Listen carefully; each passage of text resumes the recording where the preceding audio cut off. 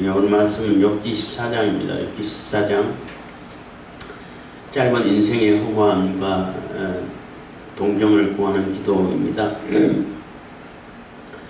욥기 14장은 욥의 기도라고 말할 수 있는데, 인생이 이렇게 짧고 허무하고 하나님 보실 때 인생이 아무것도 아닌데 왜 그렇게 하나님은 욥에게 집착하셔가지고 세세한 것까지 다 따지셔가지고 이렇게 큰 벌을 주시는지, 그냥 그 일반 사람들, 다른 사람들하고 똑같이 이렇게 동정을 베푸셔가지고 좀 이렇게 놔주시면 안 됩니까? 하는 그러한 간구가 들어 있습니다. 그 얘기는 이 욥 자체도 권선징악, 상선, 번락, 이런 도식적인 그 사상에서 완전히 벗어나 있지는 못해요. 분명히 뭔가 하나님께서 보실 때는 악하다고 생각해서 벌을 주시는 것인데, 이 친구들이 말하는 그러한 극악무도한 그런 죄는 지은 적이 없단 말이에요. 그런 데 대해서는 결백한데, 내가 이러한 고난을 당하니까 조그만 죄까지 다 쳐가지고 이렇게 나한테만 특별히 이렇게 큰 벌을 내리시는데, 그거 너무한 거 아니냐는 거죠. 너무한 거 아니냐는 거죠. 그래서 그럴 바에는 차라리 나를 잠깐 이렇게 음부에다가 죽은 자들이 가는 자들을 잠깐 숨겨놨다가, 하나님이 왜 진노하셨는지 모르겠지만은 그 진노가 다 지나가면은 그때 나를 다시 꺼내 주십시오 하는 그러한 기도를 드리고 있는 거예요. 물론 그 부활 사상이 어렴풋이 있다라고 볼 수 있는 거죠.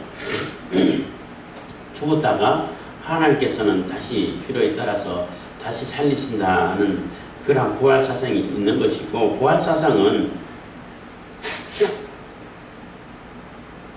천문학 얘기하는데 천문학에도 다 나와 있고 하기 때문에, 그 옛날 구약시대 때는 부활 사상이 완전히 계시되지 않아 가지고 부활 사상이 없었을 거다 이렇게 이렇게 주장하는 분들이 계시는 것 같은데, 그렇지는 않아요. 옛날부터 부활 사상은 있어요.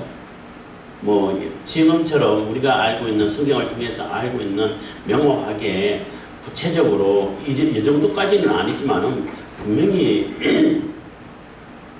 부활은 있다라는 것을 이렇게 어렴풋이라도 가지고 있는 것입니다. 그래서 욥은 차라리 이렇게 고통스럽게 할 거면은 얼른 이렇게 음부에 보내셨다가 하나님 진노 이제 다 깔아앉히시고, 이제 마음이 깔아앉히시고 진노가 다 지나가면 그때 이렇게 다시 꺼내주십시오 하는 기도를 드리고 있는 것입니다. 14장 1절입니다.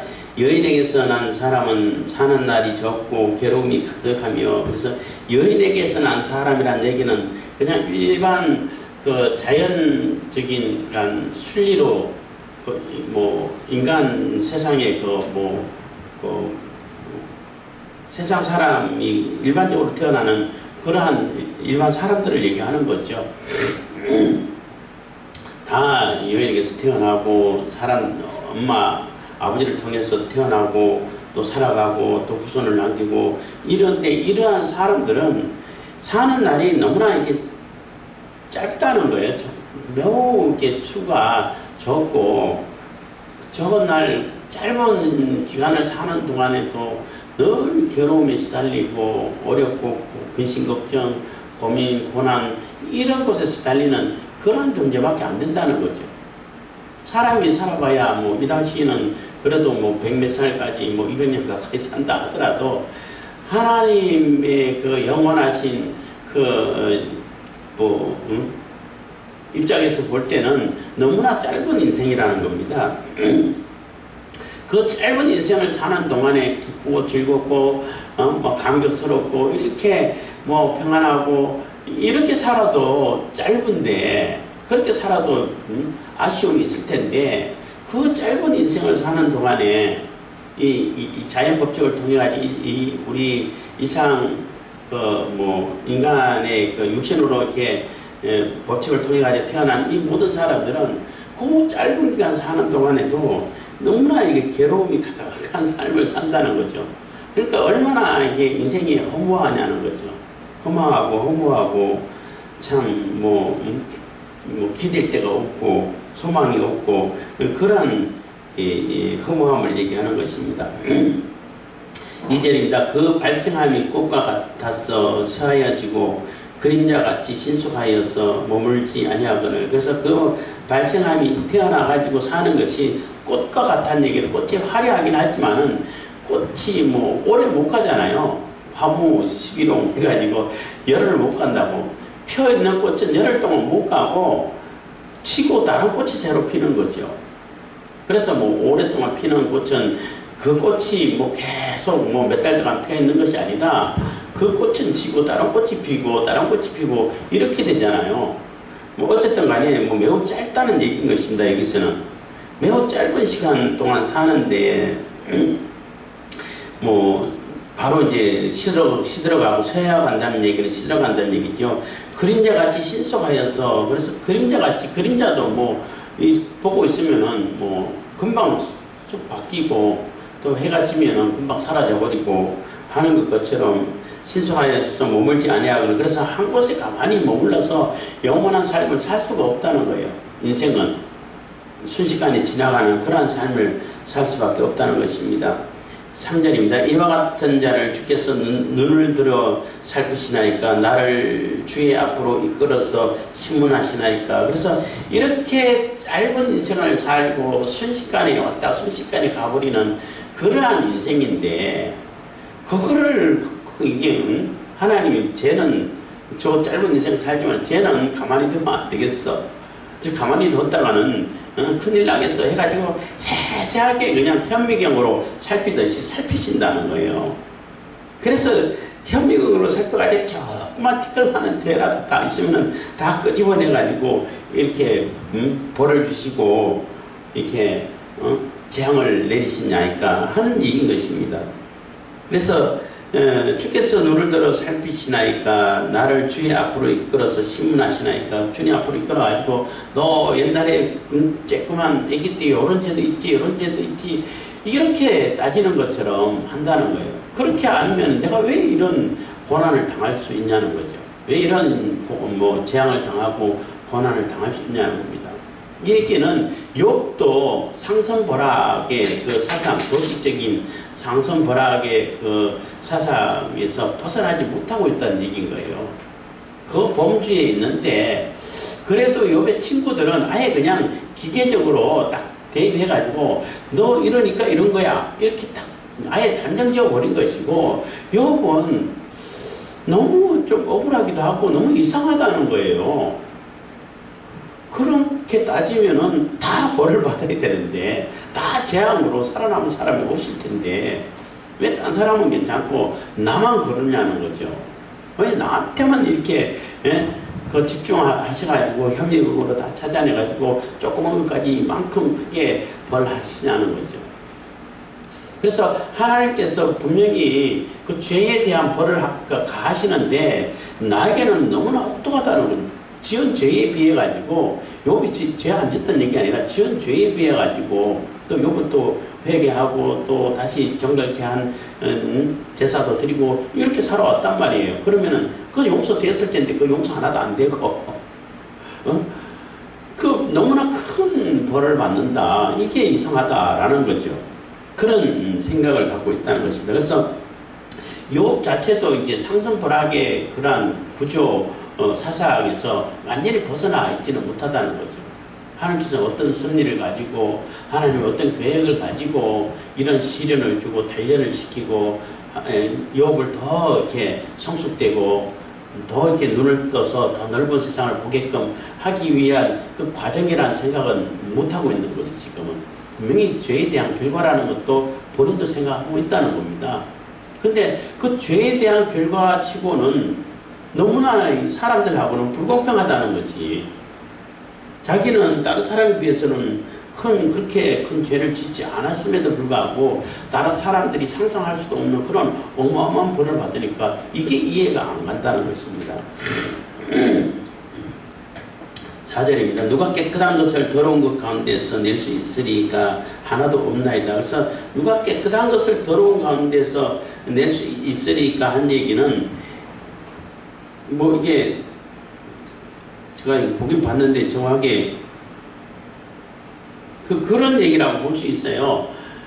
하나님의 깨끗하심, 하나님의 정결하심, 하나님과 같은 그러한 정결한 그러한 존재를 이 세상 우리 더러운 가운데 사람들 가운데 티끌 같고 그 짧은 인생 사는데 그 짧은 인생 살면서도 괴로운 가운데서 죄 가운데서 이렇게 사는 이 가운데서 하나님처럼 하나님께서 찾으시는 그러한 정결한 깨끗한 그런 존재를 찾을 수 있겠냐는 것입니다. 누가 깨끗한 것을 더러운 가운데서 낼 수 있으리까 하나도 없나 이런 얘기는 하나님이 찾으시고 하나님 기준에서 깨끗함을 이 세상 사람들에게는 못 찾는다는 거죠. 그 깨끗함을 이 더러운 뭐 티끌밖에 안 되고 짧은 인생을 사는 사람들에게서 찾을 수 있겠냐는 거예요. 낼 수 있겠냐는 거예요.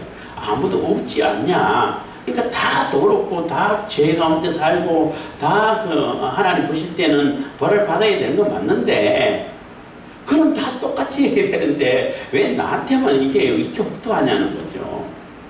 그렇게 따지면 다 벌받아야 되잖아요. 그렇잖아요. 다 벌받고 재앙에 빠지고 뭐 웃을 수 있는 사람 하나도 없어. 근데 사람들은 마음이 웃고 또 비난하고 또 자 친구들은 와서 막 호통을 치고 이렇게 하는데 왜 나한테만 이러냐는 거죠. 그게 이해가 안 간다는 것입니다. 그러니까 이 얘기도 결국은 그 상선보락의 그 사상에서 완전히 벗어나 있지는 못하다는 것입니다. 여기 5절입니다. 그 날을 정하셨고 그 달수도 주께 있으므로 그 제한을 정하여 넘어가지 못하게 하셨사오며 그래서 그 날을 정하고 달수도 정하고 다 주님께서 정하는 것이 아닙니까?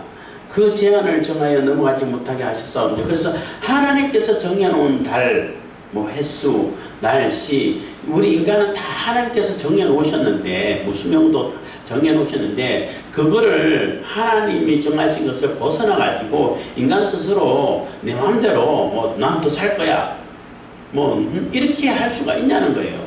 하나님하고 상관없이 내가 내 마음대로 난 더 길게 살 거야 이렇게 할 수 있는 존재가 있냐는 거예요. 없다는 거죠. 다 하나님께서 정해주신 대로 하나님께서 섭리하시는 대로 가는 것밖에 안 되는데 하는 얘기인 것입니다. 그래서 제한을 정하여 넘어가지 못하게 하셨사온즉 그에게서 눈을 돌이켜 그로 쉬게 하사 품꾼같이 그날을 마치게 하옵소서. 그래서 정해놓으신 것 다 하나님께서 정해놓으셨는데 본인 스스로 그것을 뛰어넘을 존재가 없는데 그래서 그에게서 눈을 돌이켜라는 얘기는 그로 쉬게 하사 그는 욥 자신을 얘기하는 거죠. 그래서 제발 너무 이렇게 현미경으로 돋보기로 이렇게 살피지 마시고 어차피 다 똑같이 죄 지은 자들 아닙니까? 응? 그래서 눈에 좀 띄어가지고 좀 이렇게 다른 사람이 보던 것처럼 멀리서 이렇게 좀 보시고 하는 얘기가 되는 거죠. 그래서 좀 이제 품꾼도 이렇게 열심히 일하다가 해가 지면은 쉬잖아요. 일 그만하고 품삯받아가 쉬는데 요건 그런 게 없다는 거예요. 밤이고 낮이고 몇 달 동안 계속 아프고 고난했는데 이제 좀 쉬었으면 좋겠다는 거예요. 이제 좀 가만히 내버려 두셔가지고 날 좀 쉬게 좀 해주세요. 쉬는 것이 뭐예요? 그냥 죽는 거라는 거죠. 차라리 그냥 그날을 마치게 죽게끔 하든지 어쨌든 좀 쉬게 해주십시오. 그날을 마치게 하옵소서 하고 강구를 하는 것입니다. 7절입니다. 나무는 소망이 있나니 찍힐지라도 다시 움이 나와서 연한 가지가 끊이지 아니하며 그래서 나무는 보면은 나무가 이제 뭐 찍힌다든지 해도 또 뿌리가 살아있으면은 움이 나가지고 다시 시작하고 또 가지가 벗겨도 또 싹이 나와 다시 시작하고 이렇게 다시 시작할 수 있는데 그래서 나무는 소망이 있다는 거예요. 또 안 죽이면 또 몇천 년 동안 사는 나무도 있잖아요.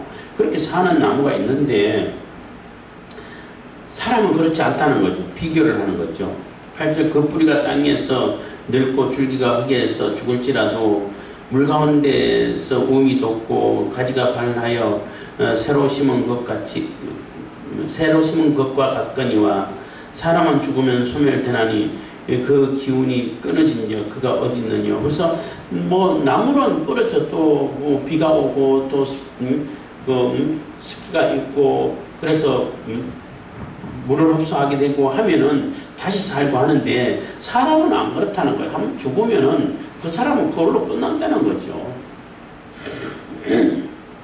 사람은 죽으면 소멸되나니 다 소멸되고 끝나서 기운이 끊어지고 뭐 할 텐데 그가 어디에 있겠냐는 거예요. 이미 죽은 사람들은 다시 이 세상에서 다시 활동할 수가 없다는 거죠.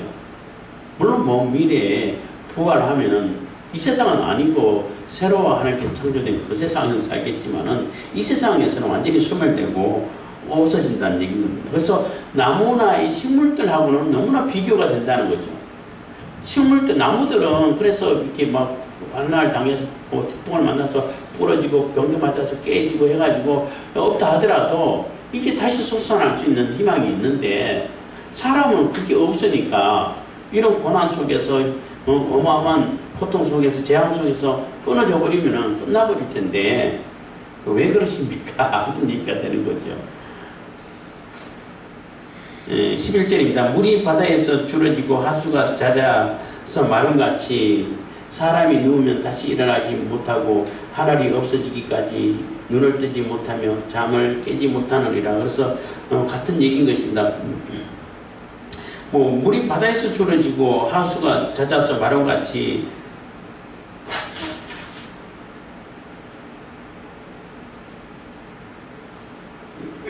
그래서 물이 바다에서 다 뭐 줄기는 줄죠. 근데 우리가 생각하는 이 바다는 그 태평양, 뭐 대서양, 인도양 이런 큰 바다는 추우는지 안 추우는지 구분도 안 되고 물론 증발대 올라갔다 다시 내려오고 하지만은 여기서 말하는 바다라는 얘기는 큰 호수를 얘기하는 거예요. 이 이스라엘 사람들은 물이 조금만 크면은 다 바다라고 표현해. 근데 이 강도 어느 때 가뭄이 심하면 말라버리잖아요. 말라봐가지고 바닥이 그냥 쭉쭉 갈라지고 하는 것인데 그런 것처럼 사람이 누우면 사람이 죽으면은 다시 일어나지 못하고 하늘이 없어지기까지 그러니까 이 천체가 바뀌어야 된다는 거죠. 새하늘과 새 땅이 생겨야 된다는 것입니다. 그러니까 이 세대가 다 지나가야 된다는 거예요. 이 세대가 지나가기 전에 예수님께서 오신다고 하셨는데 이 완전히 천체가 바뀌고 새하늘과 새 땅이 생겨야 그때에 부활할 수 있다는 거죠. 그렇게 되기 전까지는 못 일어난다는 거죠. 그래서 부활의 사상이 없는 건 아니죠. 있어요. 있는데 지금 당장 부활해가지고 살아서 이 세상에 또 살고 그러지는 못한다는 거죠. 그래서 하늘이 없어지기까지 눈을 뜨지 못하면 잠을 깨지 못하느니라. 그래서 완전히 세상이 바뀌고 신지 새하늘과 새 땅이 세워지고 뭐 하나님 예수 그리스도가 하나님께서 완전한 최종 심판이 있은 그 이후에는 일어나고 다시 부활할 수는 있을지 모르지만은 그 전에는 일어날 수가 없다는 깨어날 수 없다는 겁니다. 13절 주는 나를 음부에 감추시며 주의 진노가 쉴 때까지 나를 숨기시고 나를 위하여 기한을 정하시고 나를 기억하옵소서. 나를 위해서 특별히 나한테만 이렇게 힘들게 하시니까 차라리 그러면은 원래는 새하늘과 새 땅이 올 때까지는 못 일어나는데 지금 너무 힘들어요. 너무 고통스럽고 너무 괴롭습니다. 너무나 고통스럽기 때문에 이거를 잠깐 이게 쉬고 있으면은 보통도 뭐 끝난다라고 생각하잖아요. 뭐 지옥 가서 계속 뭐 영원한 고통 이런 것까지는 생각 안 하고 그런 거는 뭐 염두에 두지 않고 그런 거 전제하지 않고 잠깐 그 무덤 속에 음부 속에 잠깐 이렇게 눕혀놨다가 딱 시간을 정해가지고 이제 내 진노가 다 끝났는데 화가 다 가라앉았으니까 이제 일어나 이렇게 좀 해주시면 안 됩니까 하는 얘기인 거예요. 그래서 이 욥도 분명히 이게 부활 신앙은 있어요. 부활이라는 사상은 없는 것이 아니라 완전한 계시가 안 돼가지고 이때는 없었다 이렇게 뭐 주석하는 것을 읽었는데 그렇지는 않아요. 있어요. 근데 뭐 구체적으로는 모른다 할지라도 어쨌든 이 욥은 이 새하늘과 새 땅이 생겨야만 그때 이제 다 부활하고 깨어날 수 있는데 그전에는 절대 못 깨어나는데 지금 예외를 좀 적용하셔가지고 나를 잠깐 이렇게 무덤에 감췄다가 다시 이렇게 일어나게 해주시면 안 되겠습니까? 그래서 주는 나를 음부에 감추시며 주의 진노가 쉴 때까지, 그러니까 진노가 다 가라앉을 때까지 나를 숨기시고 나를 위하여 기한을 딱 정해가지고 너는 요까지만 있다가 다시 일어나, 요렇게 해주시면 안 되겠습니까? 하고 기도를 하고 있는 거죠. 하나님의 전지전능하심을 인정하고 있는 것이고, 하나님은 죽었다가도 죽은 사람도 다시 살릴 수 있는 거, 모든 것이 다 하나님 주권 안에 있다는 것을 전제로 하는 거예요. 여기 하나님을 부정하는 것이 아니라, 믿는 것이 아니라, 그러니까 이런 기도를 할 수 있는 거죠. 하나님 다 하실 수 있지 않냐는 거죠. 전능하시니까 모든 것을 다 하실 수 있으니까 나 잠깐 이렇게 무덤에 넣었다가 이렇게 꺼내주시면 안 됩니까? 이런 어떻게 보면 하나님 보실 때는 약간 귀엽다고 볼 수 있는 그런 기도를 하고 있다는 것입니다. 그러니까 이건 너무나 괴롭다는 거죠. 지금은 너무나 괴롭고 고통스럽고 어떻게 할 수가 없다는 거죠. 본인 스스로는. 그러니까 이런 기도도 할 수 있다는 겁니다. 14절, 사람이 죽으면 어찌 다시 살리까? 나는 나의 싸우는 모든 날 동안을 참고 너희기를 기다렸겠나이다. 그래서 사람이 죽으면 결코 다시 살 수는 없다는 거 안다는 거죠.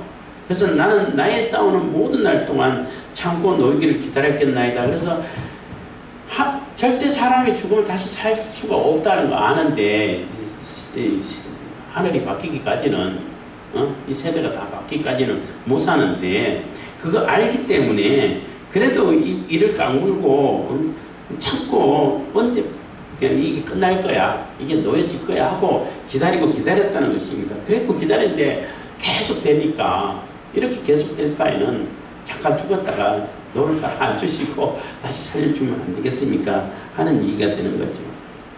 주께서 나를 부르셨겠고 나는 하였겠나이다. 그래서 끝까지 이제 참고 기다렸다가 때가 됐을 때에 주님께서 나를 불렀을 때 나는 이제 다 대답하고, 그래서 이 세상에 죽기 전에 이 고통은 있었지만은 그래도 하나님께서 놓아주시고 나를 불러주시면은 그때 나 대답했을 거고, 하나님께서 나를 불렀을 것이고 나는 대답했을 것이고, 주께서는 주의 손으로 지으신 것을 아껴보셨겠나이다. 그래서 주님께서 지으신 존재잖아요. 욥도 하나님께서 지으셨고 하나님께서 이렇게 세우셔가지고 뜻을 받들어 살게끔 하셨는데, 그래도 나 열심히 순전하게 살았는데 이렇게 탁 빨리 끝내주셨으면은 얼마나 기쁘고 예쁘게 봐주실 수 있지 않았냐는 거죠.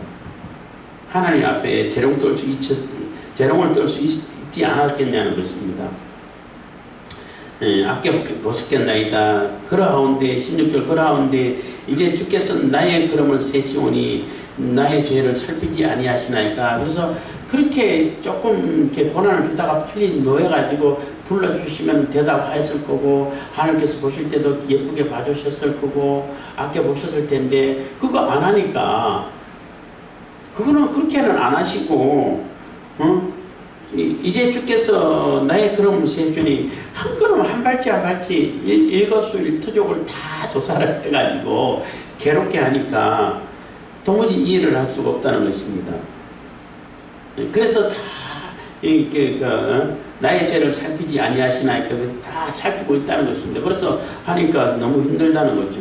17절, 내 후보를 주머니에 봉하시고 내 죄악을 싸매시나이다. 그래서 제발 다 어차피 다 모든 사람들을 감찰하시니까 살펴보셨으면은 그 조그만 죄, 딴 사람에 비하면 조그만 텐데 그거 주머니에 넣어가지고 딱 감춰버리고 싸매버리고 그냥 그 용서해 주시면 안 됩니까? 나 불쌍하지 않습니까? 얼마나 불쌍합니까? 좀 살펴봐 주시고 좀 용서해 주시고 그 이렇게 죄를 딱 이렇게 주머니에 넣어가지고 감춰놓고 이제 없는 것처럼 하셔가지고 이제 풀어주면 안 되겠습니까? 하고 애원을 하는 거죠. 그 얘기는 욥이 정말로 힘들다는 거죠. 너무너무 힘들어서 이제 애원을 하는 거죠. 이렇게 해주면 안 됩니까? 저렇게 해주시면 안 되겠습니까? 이렇게 강구를 하는 것입니다. 그래서 죄악을 다 싸매시고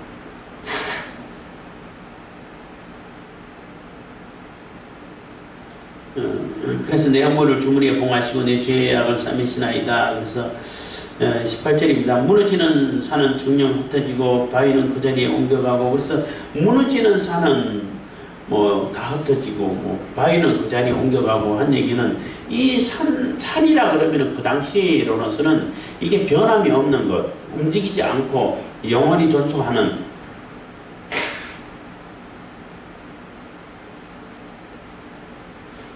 흔들림이 없는 뭐 이런 것을 상징하는 것인데, 바위도 마찬가지로 단단하고 부서지지 않고 뭐 굉장히 튼튼한 보호벽이 될 수 있는 이런 것을 상징하고 있는데, 산이 무너져 버려. 너무나 희망이 없다는 거죠.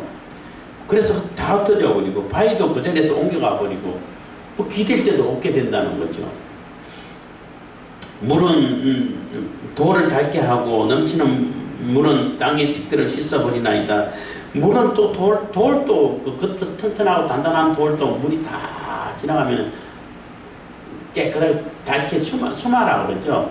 뭐 요즘 뭐 돌 수석에 관한 유튜브를 좀 보다 보면은 이게 수마가 잘 됐다 못했다는 표현을 하는데, 물이 돌을 다 깎아가지고 맨들맨들하게 이렇게 닳게 만들어요. 그럼 오래 걸리죠. 또 물은 땅의 티끌을 씻어버리나, 또 홍수가 나면 땅의 티끌은 완전히 다 쓸어가 버리잖아요. 이거는 순식간에 있는데, 순식간에 이루어지는 일이고, 이와 같이 주께서 사람의 소망을 끊으시나이다. 그래서 사람이 기댈 만한 것, 산, 뭐 큰 산, 바위 이런 것도 다 부숴버리고 옮겨가 버리고, 물도 그냥 돌을 다 깎아내버리고 티끌도 다 쓸어가 버리고, 이러니까 소망 자체가 없다는, 사람이 기댈 수 있는 것은 아무것도 없다는 거예요. 그러니까 욥은 뭔가 조금 기대도, 내가 살아온 것도 순전하게 살아왔으면 이런 보상을 받고 상선불하게 사상이 그대로 남아있으니까 이런 내가 희망을 가지고 이런 소망을 가지고 살 수 있을 거라고 소망하는데 그것 자체가 다 없어져 버린다는 거예요. 그럼 뭘 기대고 살아야 되냐는 거지. 하나님이 이렇게 뭐 순전하게 살든지 안 살든지 많은 죄까지 다 끄집어내가지고 이렇게 엄청난 벌을 재앙을 내리고 고통 속에 살게 하는데, 그러면 뭔 어디에 소망을 두고 살아야 되냐는 거예요. 아무런 소망이 없다는 겁니다.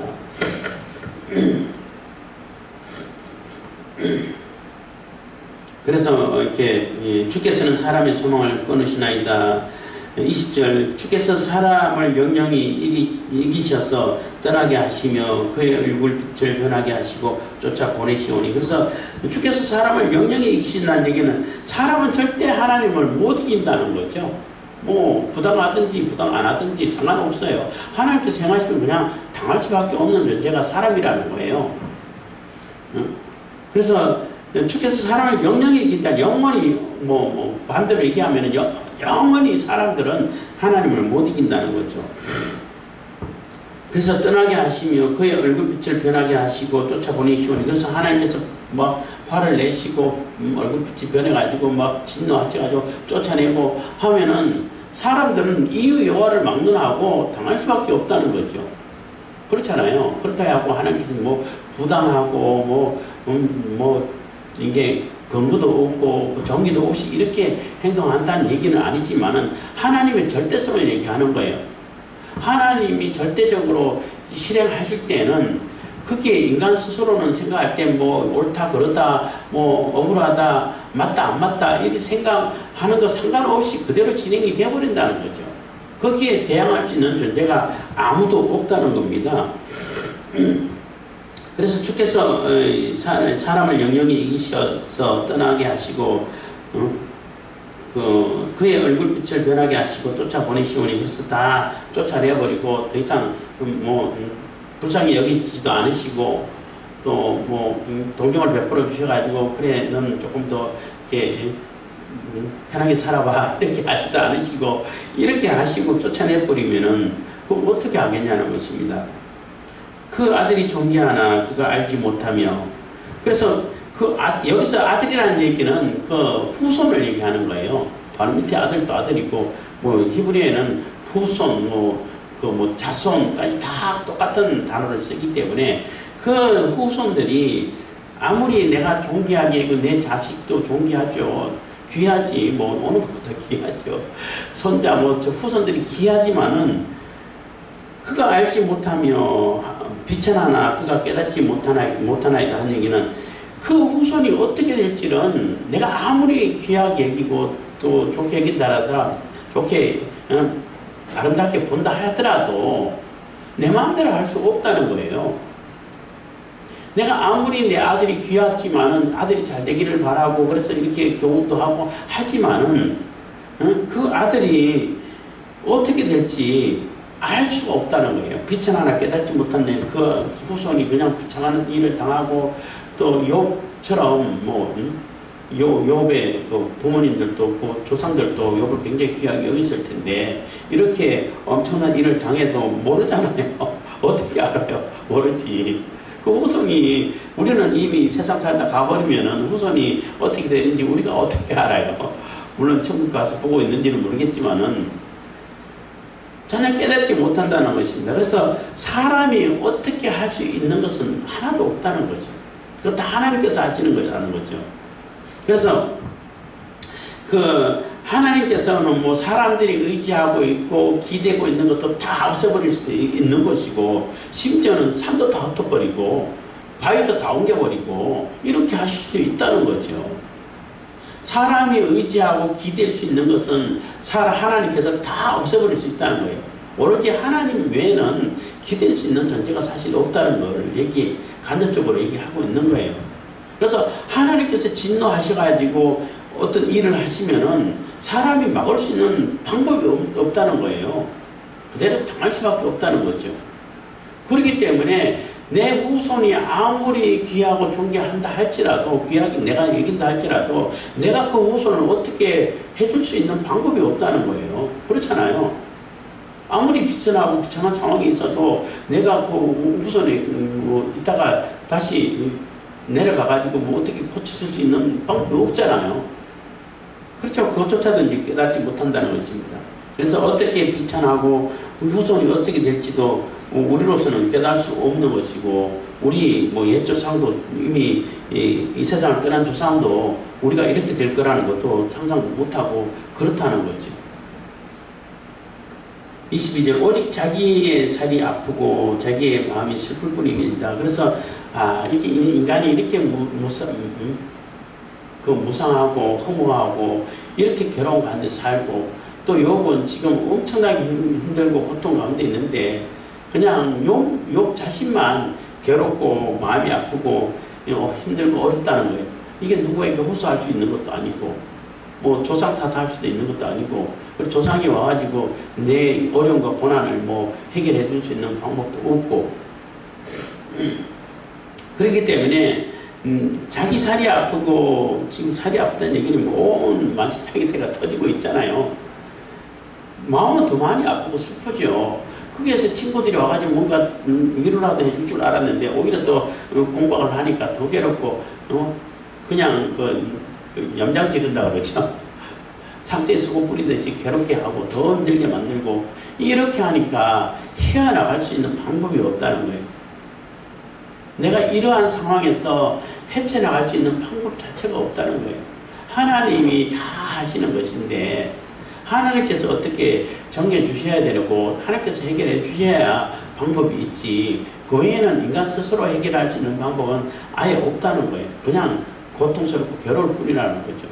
아무런 대책도 없이. 그리고 인간 스스로 기댈 수 있는 것도 하나님께서 다 흩어져 버리는데 그래서 하나님이 아니면 소망이 없다는 거예요. 사실 여기서 굳이 의미를 찾자고 하면은 욥도 이제 강구를 하면서